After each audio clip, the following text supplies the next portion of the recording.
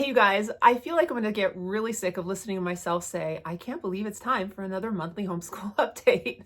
But here we are, and I can't believe it again. So I sat down to start writing notes of what am I going to talk about. And I don't have anything to say. We didn't do anything. And then I realized, holy cow, once I start writing it all out, we really have done a lot. And to top it off, we also took 1 week off. I'll start with that. But if you don't know me, my name is Jill, and I'm the homeschool mom to a 5th grader. And this is our 2nd year homeschooling. And I really feel like there's still so much to learn, but we've really hit our rhythm and our groove and know a lot about ourselves and each other as well. So because of that, we can move really quickly. We can just bang, start in the morning and get stuff done to the point where I now kind of feel like I need to rein us in a little. And with that, we took a break because I had initially, I think in like several videos, I said, we're not going to start the Sabbath schedule. And if you don't know, that's 6 weeks on and 1 week off until, way into it, like at the end of October, after I've got a good several weeks under our belts. So I've got squishy room at the end. But I realized I don't need to do that. That's kind of stupid because if we're going to go roughly year round, why would I need to crush us now when very soon it won't really be the beginning of the year because it's just all year round? I know that we will have a summer. There will be a summer, but it's not going to be as long as the average summer. But we really needed that week. I realized we're crushing it. Morgan is pushing hard in math and I'm watching stuff stack up of her work. And she's really tired because we're 5th graders now. And so we're starting to get tired throughout the day and we need more breaks. And so I think, well, we're on a great schedule. So let's take a break. I literally did nothing. I slept 11 hours and then I woke up and I transferred straight to the living room and I sat around on the couch and I binged Grace and Frankie, or is it Frankie and Grace? Like all day and ate snacks. It was great. So I will say that I am more and more realizing that breaks and true breaks, true do nothing breaks, do whatever you want breaks, we need those here and we really enjoyed them. And then when we came back this Monday, we were ready. We were really rested. And I think that that's a lesson to me to make sure that if we're going to do this year round, then I need to make sure that we take some serious breaks and we schedule them appropriately. So thankfully I did that. But there are a few things that we can't stop. So here's the problem with being a homeschooler, not going by anybody else's schedule, choosing when you're taking breaks, and outsourcing school. So Morgan's French is with the Well-Trained Mind Academy and they have their own breaks. And so when we take our breaks, Morgan still has to go to school. So for Tuesday and Thursday, and she didn't mind, but I kind of do because I really want her to take a break, but I kind of feel like I'm not going to get my way all of the time like I prefer. And I really like the French with the Well-Trained Mind Academy. So, and she needs to take it live. I don't really want her to watch the playback. So we did that. And then she had band also. So we had to do that. And there was something else. Oh, there was tennis. We were still kind of doing things, but I will say that outsourcing school has its pros and cons. And to me, there's still more pros, far more pros than there are cons. And so we'll just continue to do that because, and here was the clincher. And I'm going to start with French. So don't shut me off or don't go to another video because I know some of you are not interested in French. However, this is important. This is why outschooling or outsourcing can be a better idea. So I had taught Morgan French all last year and I completely forgot to teach her how to tell the time in French. That's a really basic thing. But because I wasn't using a curriculum, I was using a whole bunch of different things. There were things that fell off the map. And now her teacher is filling that in beautifully. And it's really astounding because this week they started Le Petit Prince in French. And it's not like the kid one. It's the no kidding. I can't believe it. Morgan, this time last year, could say, I love you, Mom, and good night. That was all she could say. And now she's in a French class reading a French mini novel. It's essentially every French kid reads it, I think. They get through, it's a rite of passage. You need to read Le Petit Prince. But this is complicated. And so they've read the first 3 pages and they're going to go through, it's 50 pages and there's some Q&A also within there. And the teacher is going to do a few pages a week and get through the whole book by the end of the year. That's amazing to me. And so I am taking that to heart, that there are people out there while I homeschool that can help me. And I had a resources video in one of my in my triple features that I really think you should check out, because there are people out there who can help you. There are resources out there, and it's important to find them. And so to me, one of them was assistance in French, because it's all about Morgan and she's doing just great with it. So, okay, we did a lot of reading as well. And I'll cover, we're just finishing up, because I never finished reading the last several chapters of The Story of the World. And we really like this book. So we're just finishing up the last couple of chapters here, and we will start in with this one, Volume 2, The Middle Ages. And that'll pair really well with some of the unit studies that I have planned.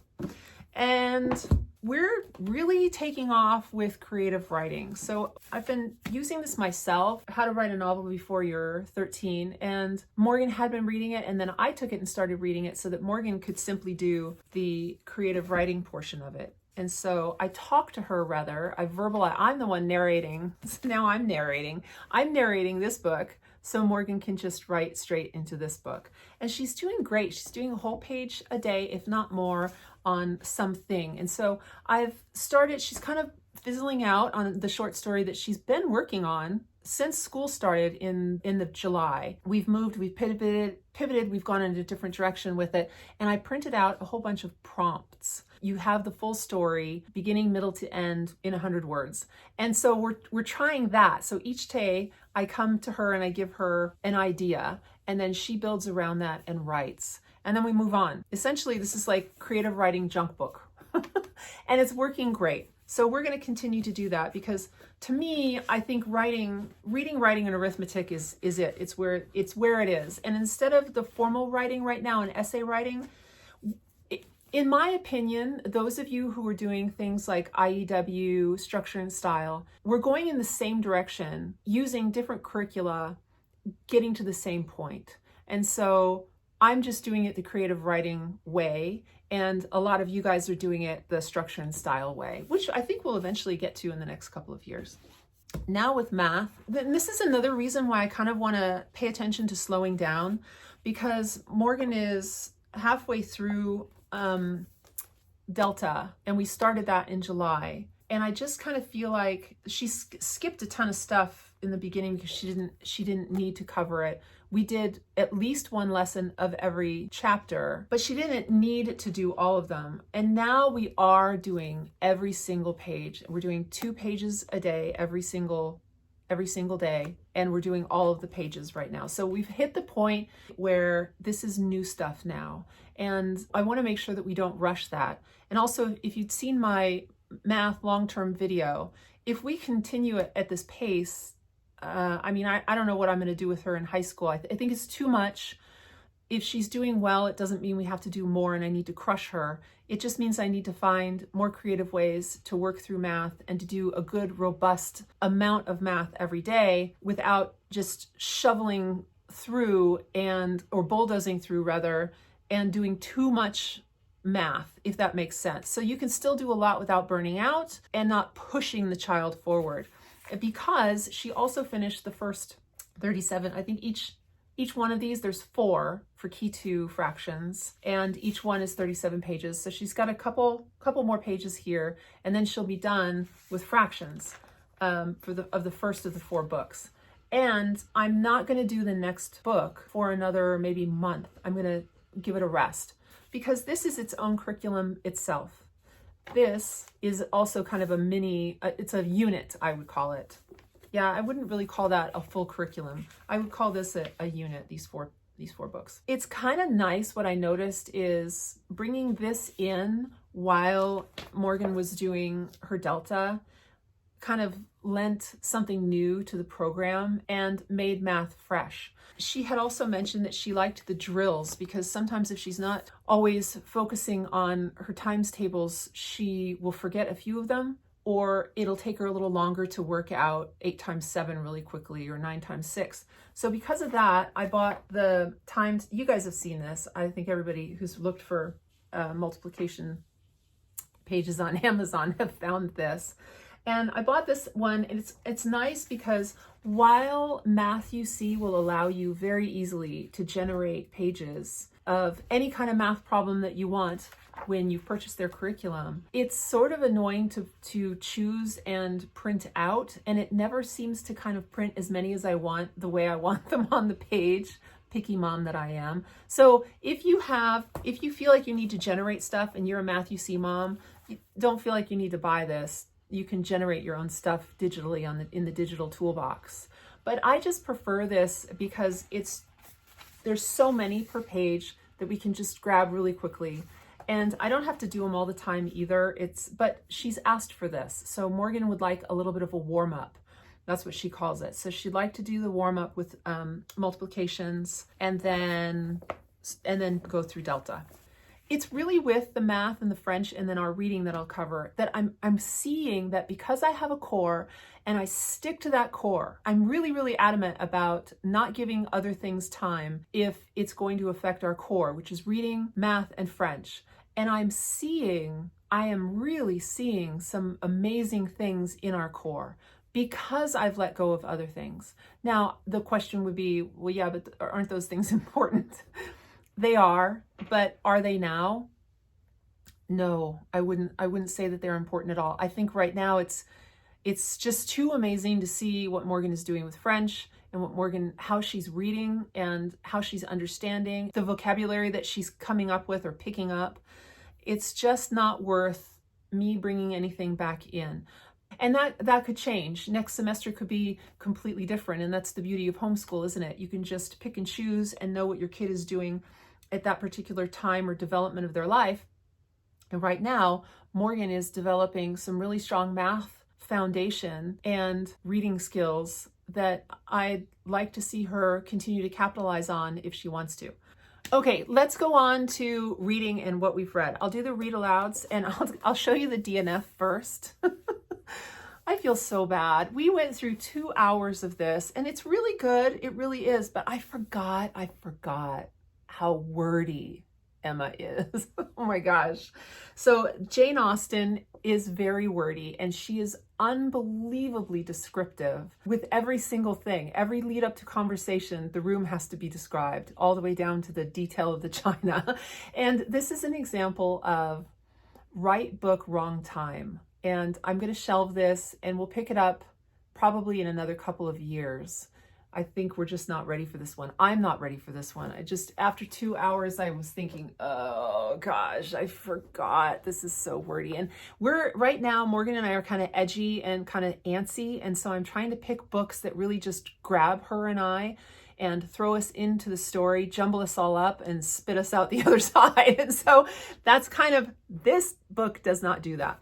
So with that, I was reading The Lottery, and I had shown this as a short story option, but I would say that this is my option, and I wouldn't suggest that you read it to your 5th grader. This is a judgment call.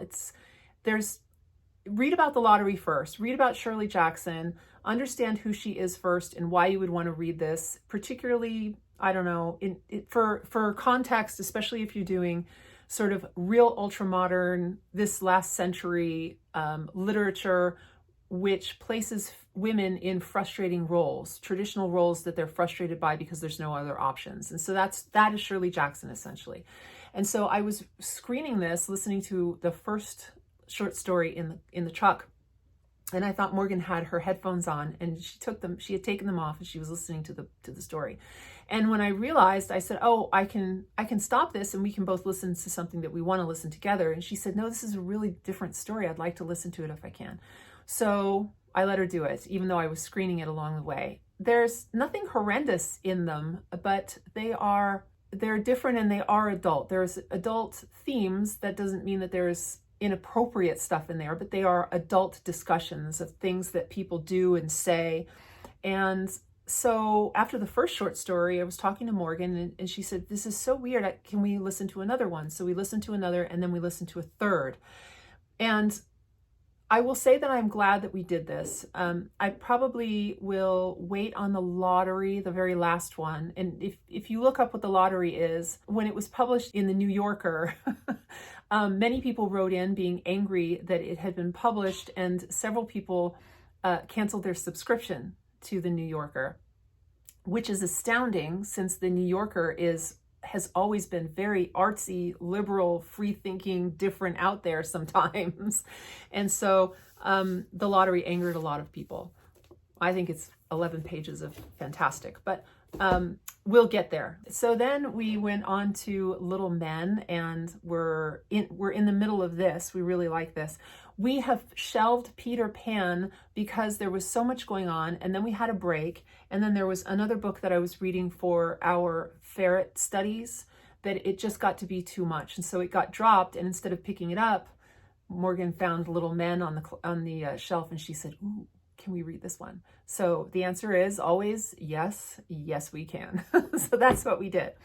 Now, these are the books that Morgan read on her own. I had shown this as Morgan we switched because I was reading this to her and she was reading Peter Pan, and she was bogged down with Peter Pan a little bit, and so I swapped her. So this was her private read, and she loved it. So I bought her the next book, which is A Wind in the Door, and that's on her TBR that she wants to pick up and read probably this month or next. I don't know. I hate to say that because now it probably won't happen for a year, because there's so many books that are just coming in and that we're interested in, and we're kind of like that dog in that cartoon, you know, somebody yells squirrel and we all just kind of turn. Somebody yells book in this house, new book, and we all want to just read that one. So then the next book she read was in conjunction with our, what study did we do? Oh, our geography. So where are we on the map, and our geography study. And I had found this in a used bookstore when I was on a date with my husband last year. And I picked it up on a whim and I flipped it open. This is Echoes of the Farm. I guarantee you haven't heard of this because it's out of print. And by D.C. Sanders. And he wrote his very adorable stories of life growing up on the farm in Texarkana. And it made me cry at the end. These are just sweet stories. But when I opened them up, when I opened the pages at the bookstore, I was immediately opened up to one of the cartoons in the book, burst out laughing, looked at the back. The back said it was $1.50 for this book. And so I bought it and I read it, and I knew that I wanted Morgan to read it then too, because living on a farm, it's just different, and there's funny stuff that happens and strange stuff and things that non-farm kids would know, or non-farmstead kids. Just like there might be stuff in books about cities that farm kids wouldn't know about. And so she read this in just a few days and loved it. She laughed and laughed and then cried in the end. So it was perfect. And then during our break, Morgan she picked up a few of the graphic novels that I had shown in my graphic novel video last year. And this is like, it's so heavy. It's like a door stopper. This is the graphic novel to Watership Down. And it's huge and it's beautiful. It's art in itself. It's just amazing. So I got sucked into it because when I saw that Morgan was reading it, when I woke up early in the morning, like I always do with the puppy, I was drinking coffee, and I thought, wonder what this is like. And for the next hour and a half, I was sucked into this book reading it myself. So yeah, so there's that. She is really enjoying kind of reading on her own as well, which is something that is new this year. I'm not pushing it. I'm glad that she's doing it. I think that's exactly where I was hoping that we would go. And now she's to the point where she's picking up books and reading them on her own. And then the graphic novel, part 1, Keeper of the Lost Cities. Many of you have kids who have read the novel. Many of you have the graphic novel, and so you know what I'm talking about here. This was really fun for her. Another book. So if you are a kid who, like me, I had an older sister, and little sisters always get older stuff before they're supposed to because of their older sister. And when my sister, we grew up in the 80s, and my mother had bought my sister a couple of cute teen romances. And of course, when my sister was done with them, she'd just put them somewhere, dump them on the table somewhere and leave them. And I would pick them up and I would read them. And so I've read like the first 20, there's hundreds of them in this series. And this is the Sweet Dreams series. Is anybody old enough to know this cover? because this cover is iconic. So I think this is number 8, and it's just a simple, basic, G-rated romance novel. It's a nice novel too. You get it, and it's not stupid. It's not like it's very adult the way the teens act, but no huge adult themes, which is not necessarily what modern YA is. There's some modern YA out there that's X-rated for sure. It's as graphic as 50 Shades of Grey. And I knew, because I'd read these, I read the first 20 of them, I knew that these would be okay for Morgan to read if she wanted to see what a romance novel is like. And so I bought this for her, and oh my gosh, there's some of them are expensive because they're harder to find. There's one that's like $30, and I got this one used. Well, they're all used because they're out of print.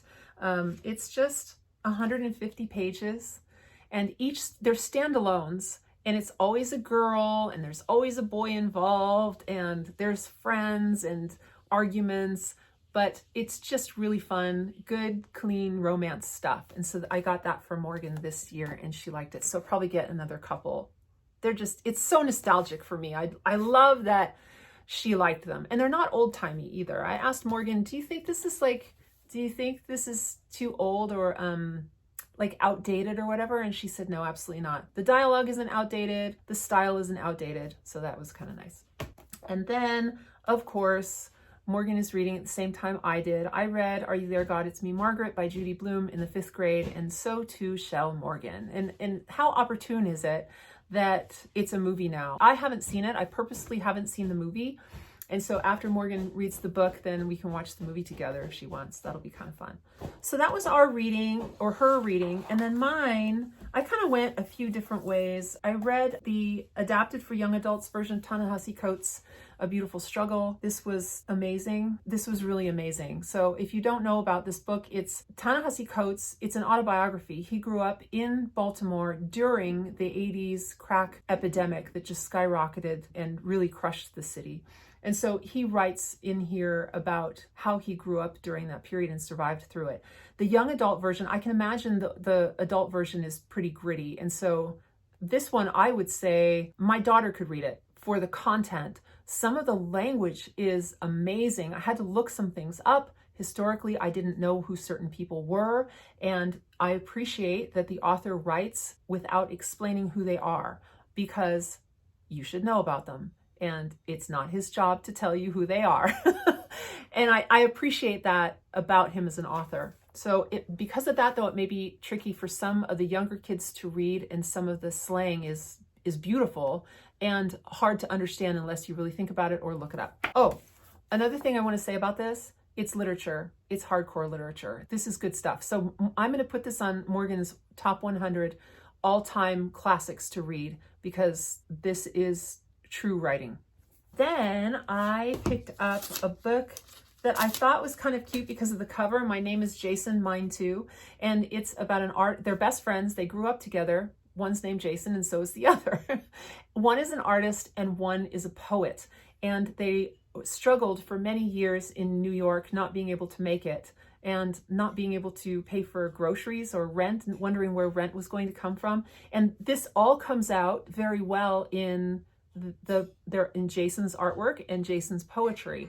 The poetry and the artwork is, I would say, not well developed yet, but when they're combined together, and the idea that they're two best friends struggling, and when they put their art together, they actually make a book that sells, is worth my time and energy. And there are a few poems in here that I also marked for Morgan to read later on as she gets a little bit older.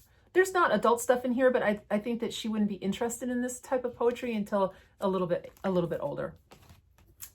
The next book I'm halfway through is, I finished Uncle Tom's Cabin, and there are some books that make me very angry about my own country's history, and that's one of them. And so it took me 3 months to get through Uncle Tom's Cabin, because I had to pause and then continue on a few weeks later. So I finished that book, and I think that will be one that we do. I'd like to do a real deep dive into American politics and history, bringing in race and gender, civil rights, that type of thing. I'd like to do something like that, a real good, meaty, credit full year-long history in high school. And Uncle Tom's Cabin will be in that for sure. So will the autobiography of Malcolm X. And so I got the feminine mystique. It's just crazy. I'm like an ultra feminist. I don't know, maybe you can tell, but ultra feminist turned homeschool mom. But the funny thing is, you know, people think that those who stay at home are not feminist, but my mother was a homeschool, or not a homeschool mom, but she was an at-home mom her whole life with us. She kept us out of jail and was a member of the National Organization for Women, and she led a group in Tennessee in the 70s. And I remember I was very young. In the evening, the doorbell rang. And so my dad went down the stairs and opened the door, and there were two of our neighbors, of our neighborhood's husbands, standing there. And they said to my dad that they were hoping that my father would encourage my mother to quit the National Organization for Women and stop educating their wives about the ways of individuality and women's liberation. And so essentially they were telling my dad to put my mother in her place, right? And so my father, being my father, said he appreciated their concerns, but he was in no way going to tell my mother what she was going to do. And he shut the door. And that is amazing. And so that's, my dad is a feminist and my mother is a feminist, and we all should be. Anyway, I have not read The Feminine Mystique before, and I argue it's probably because I was too busy being a feminist than having time to read about feminism. But this is a really good book, and it's worth reading. I swapped that out for, let's see, I'm halfway through that one. I'm not completely done. And then I started reading Colleges That Change Lives, 40 Schools That Will Change the Way You Think About Colleges by Lauren Pope. And I just ripped through this. This is so good. It's a few pages about, there's 40 colleges in here, and each is given a few pages and she explains why liberal arts colleges are really worth your time, and that they're better, in fact, than places like Harvard or Yale, the Ivies, because now the Ivies are so big, they just churn people out, and they don't really encourage free thinking necessarily as much as smaller private colleges. And so I was marking all the ones that do study abroad, places that I thought would be of interest to Morgan. Is it too early? Well, she's 10, so yeah, maybe a little bit. But here's the thing. I remember my dad starting to talk to my sister when she was 12 about college. And so therefore, my conversation with my dad really started when I was 10, because it's 2 years too early, right? But when you have kids who are older going on, the younger ones are exposed to more adult things. And so again, growing up in the 80s, the only way you got information about colleges was your parents would order this giant, it was thick, it was super thick, like the White Pages of Manhattan in the 70s. It was a tome, and it had several pages on every university in the United States. It was the only way you could get information because there was no cell phone, there was no internet. And you would flip through that and then write for information from the university, and they would send you a packet. Oh, it took forever. But it also wasn't that big of a deal to get into university like it is these days. So I thought, out of my own interest, because I don't know what I don't know, as also evidenced in some of the things I talk about and things that I feel like I'm missing for resources. So I thought, well, I'm going to read this and see what it's about. And now I kind of wish that I was going to university soon. I would love to do one of these 4-year colleges. And I would encourage you to pick it up. I discovered this book. This is no surprise. I think a lot of you already know about this book. I would assume that you do. I just don't. Especially if you have older kids, you might have already gotten this book. But I saw it or heard it referenced on Simply Homeschool, their channel that I love binging now, and I find their videos really important for me personally. And so they mentioned this book a few times. They would say Colleges That Change Lives, and I'm like, what is that? What is a college that changes lives? Doesn't every college change your life? And so I found the book and I read it, and I would encourage you to do it as well. Also, in the last 2 months, I have binged Jeremy Robinson's Infinite Timeline series. I probably am the only homeschool mom who's read these books, but if you like sci-fi and you like adventure and you like people who think crazy differently, Jeremy Robinson is just fantastic for that. One of the things that Jeremy Robinson got in trouble for from some people who wrote rather nastily to him about him choosing to have a strong black male character as his protagonist for one of his books, who is now one of my favorite characters. I like the idea that it's a strong black male character, and I frequently can't find a lot of those things within the sci-fi genre, which is also why I was reading Binti to Morgan, or we listened to Binti, because African American or black sci-fi is rarer than others. Female sci-fi is also rare. And so I just wanted to point that out, that was an option for Jeremy Robinson. If you were looking for kind of a multicultural, it's not all just Caucasian protagonists. And that's important to me. I want to see a whole mix, because that's what we are in the United States. We're a whole mix. So we are just finishing up our first problem-based learning unit study, Ferret Ecology. Since I found these last year, since my video on problem-based learning, I have been ecstatic about trying one of these. And we bought, there's 8 or 9 of them from Royal Fireworks Press. And I bought the Ferret Ecology, and I also bought the Plague unit study, or problem-based, or PBL. I'm so glad that I did, because this was an amazing book. And I'm going to do a full flip through and discussion over how we did it, because there's a lot of moving parts. But what I did was I found a book written by a former biologist for Wyoming, and Bill Rudd and Ron Lockwood, The Broken Circle, about the black-footed ferrets. And it is based off of how the black-footed ferrets were found and their reintegration, but it's from the ferret's point of view. So I really believe that no matter what age, because this Ferret Ecology, I think, is good from, they say 5th grade to 12th grade. If you did one of these a month and just called it a PBL, problem-based learning class or course, you could do this in the 12th grade also, very, very easily, go very, very in-depth. But no matter what age you are, even a 12th grader, this is a fantastic book to read, because it's based off of really what happened to the ferrets, and how reintegration is so much harder than not losing the animals in the first place from their environment. And then we pulled a National Geographic similar story hosted by Bill Pullman, the actor, who also went to university in Montana, and then did a paired with Nat Geographic to do the reintegration of wolves in Montana. Was really fantastic to talk about the circle of ecology and biomes without discussing the ferret. So in other words, it's not just about the ferret, it's about all of ecology and all of the animals and plants and environment working with each other. This was a fantastic unit study. So we're behind though, because I decided it's taking Morgan a while to do the Ferret Ecology, not because she's working slow, but she's working at her own pace, in depth into what she wants. And because I didn't put a timeline on it or say, okay, we have to be finished by this day or this day, I really wanted to use this because I haven't done one yet. I hadn't done a PBL with Morgan.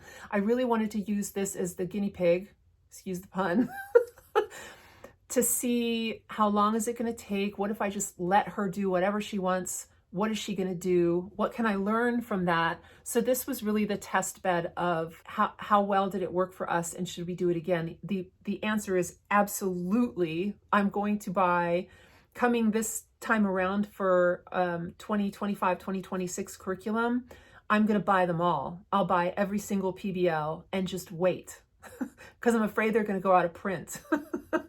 And we're going to come back to this also in several years from now, where she can do it from a much older perspective and maybe do a paper or an essay or something like that. So there's so much you could do at so many levels and ages with PBLs. It's just amazing. Now the other PBLs, aside from Plague, they're for groups, but I would argue it doesn't matter. Work through it. It doesn't matter.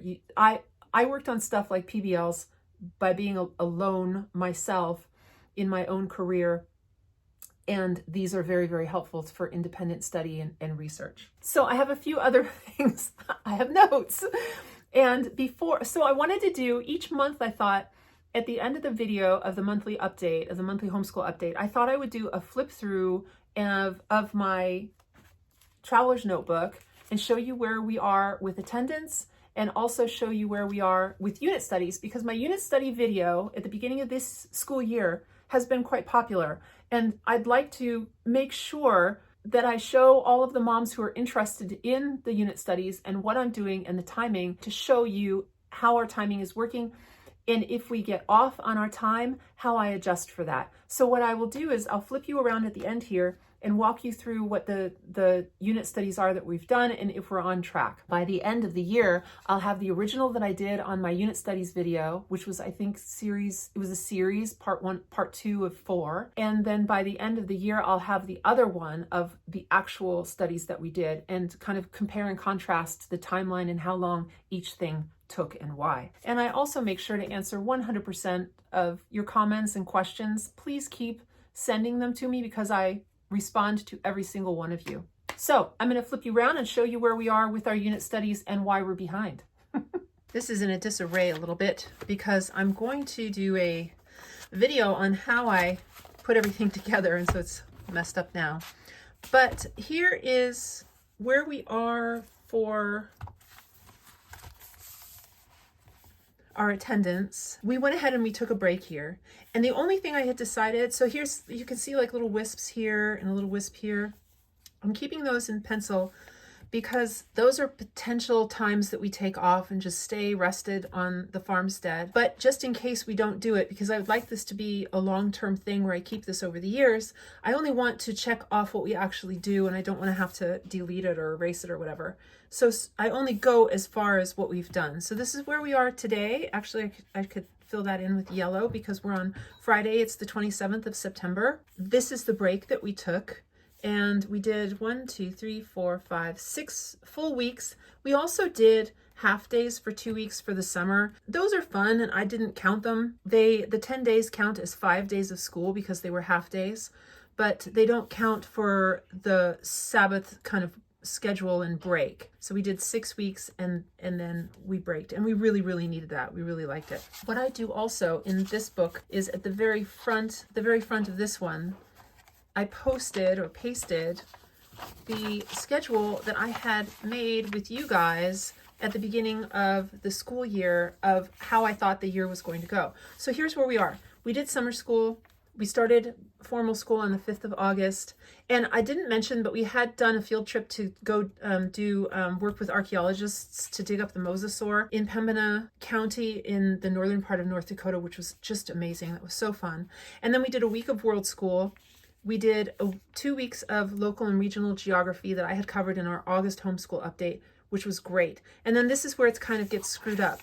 So instead of, I had flipped man and animal for the Ferret PBL because I had wanted to take a break. So what I had done was we did the Ferret PBL and then we took our break, and we just weren't quite finished with the Ferret PBL because I really want to document it somehow and turn it into kind of a few pages or at least 2 pages on our main lesson book, Waldorf style. And so we won't finish this until probably right here, October. Yeah, on Monday we'll be done with the Ferret PBL. And then we're just going to take a couple of days break from formal PBLs or unit studies or main lessons because Morgan had asked to do a certain study on her own. And so I went and got her books for that, and we'll see how that goes. And then I can talk about that in October. And then, so we still haven't done man and animal, but we've done the geography and the world school and the Ferret PBL. And we're really, really pleased with that. So also down here was where we were going to do world school. And that is moving likely into summer, which I'll discuss later. I think probably I'll start discussing that in my French homeschool update videos because I think people are more interested in that there. But because of this, we now have some squishy room to kind of flow back further on to here. And again, if we're going year round, it's okay if we don't finish something, and it's okay if we don't cover the Kalevala or Norse myths. I did buy a book for North Smith, so I'm pretty sure we're going to do that because we both really like the look of the book. So we'll probably cover that. And if we really can't get to something, then maybe we won't do the Kelvala. Maybe we'll do that in the summer.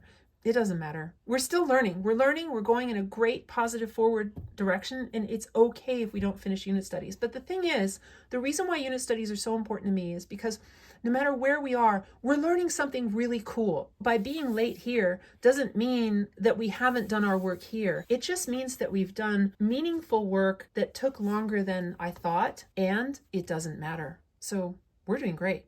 Thanks again for watching, you guys. That's a wrap up for one more monthly homeschool video. See you next time.